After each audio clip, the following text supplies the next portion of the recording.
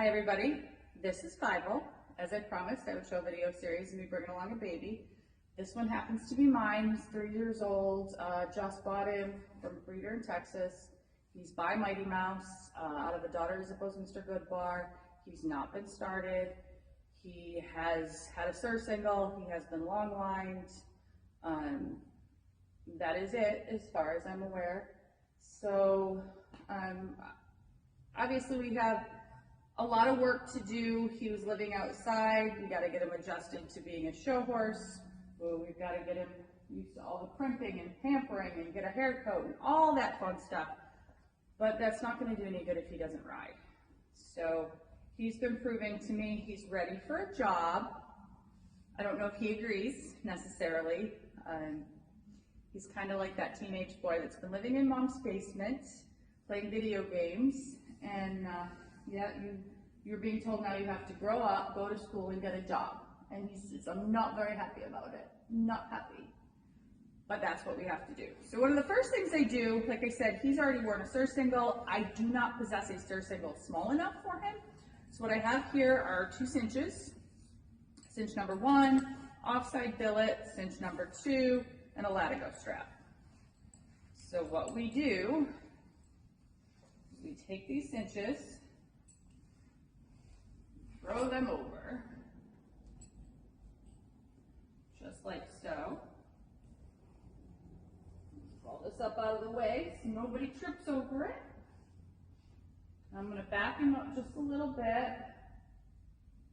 Like I said, this is review for him. If it was a totally new experience, we would spend a lot more time sacking out. I'd be flopping this over his back, getting him used to me throwing it over. But you saw 0 reaction to me throwing it over. So pat his belly a little bit, make sure he knows that nothing's like suddenly going to grab him. Now I'm going to go ahead and cinch him up, not super tight, just snug to start.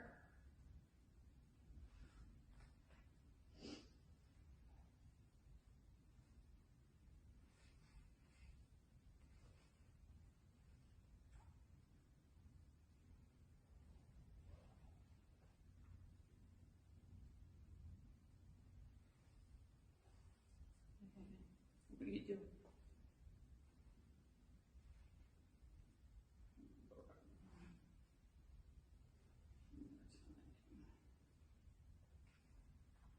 You're tiny, dude. Ooh. I know. Life is hard. Yeah, this sucks.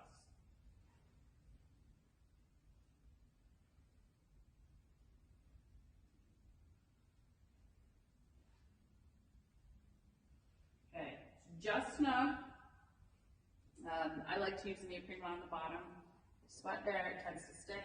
Now I'm going to walk him around once. A decent controlled forward walk.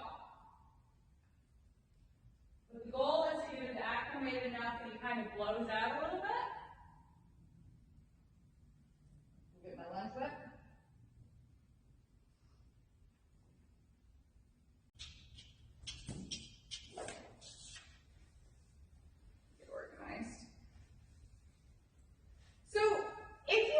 That doesn't want to move, like this one. I mean, it's naturally super quiet, but it's usually not a good sign. So if you have to go and like lace them to get them going, you're probably going to send them right into an explosion. So what you don't want to do is get after them and go, go, go. So you kind of want to ease into a little forward walk.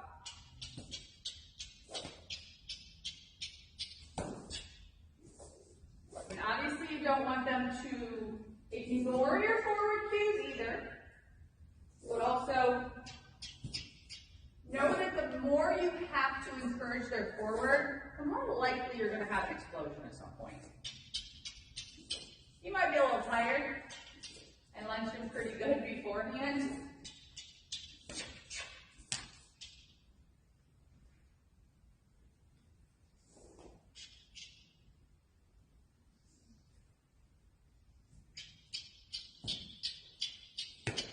Drop, bud. Drop.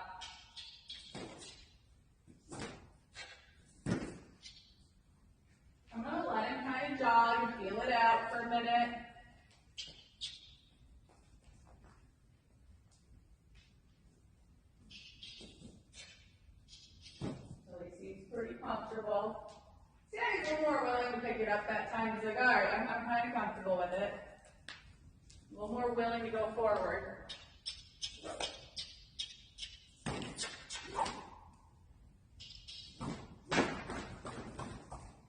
There we go. Gotta make him tense. Head picked up, neck got tight. Now I'm going to encourage a little more trot out of him. Encourage him to get comfortable with that, a little bit more motion.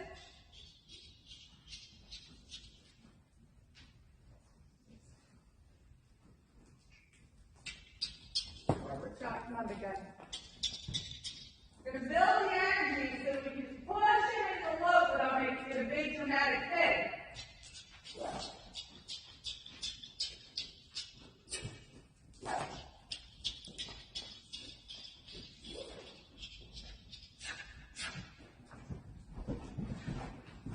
Playtime. Smudge, go lay down.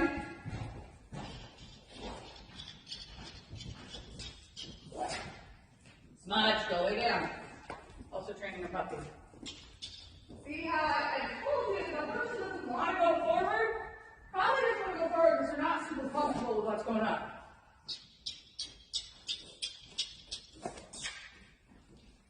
So we're going to build the energy, let it be comfortable, get one shot.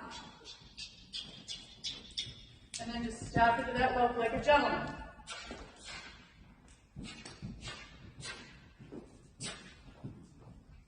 Whoa, good boy. Harry was a good boy. It was a good transition. No. Move.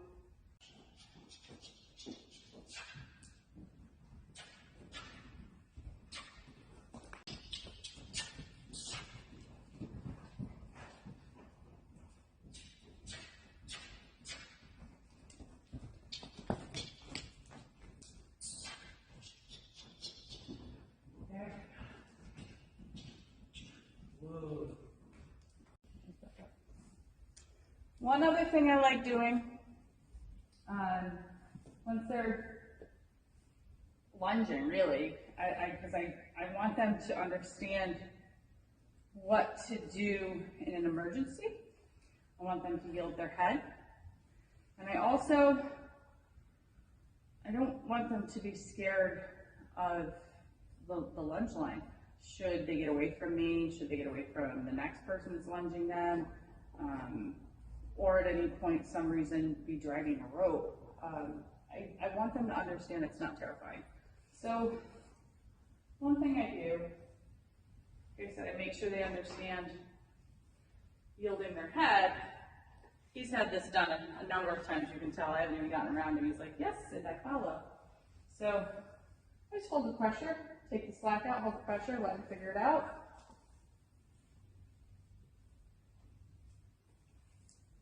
There you go.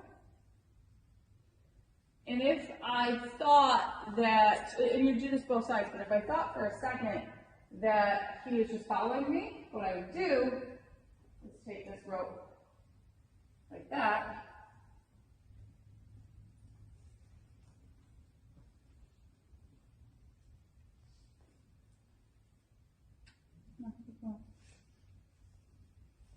Good boy.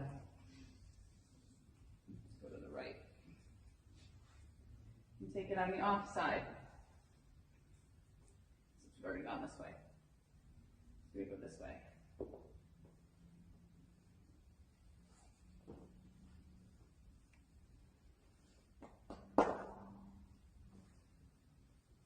I know, I'm standing over here. Now what? Pulling on your head that way. Figure it out. And I'm not going to pull him around. I want to give him enough context clues that the answer is very obvious, but he still has to reason it out himself. I can't do it for him.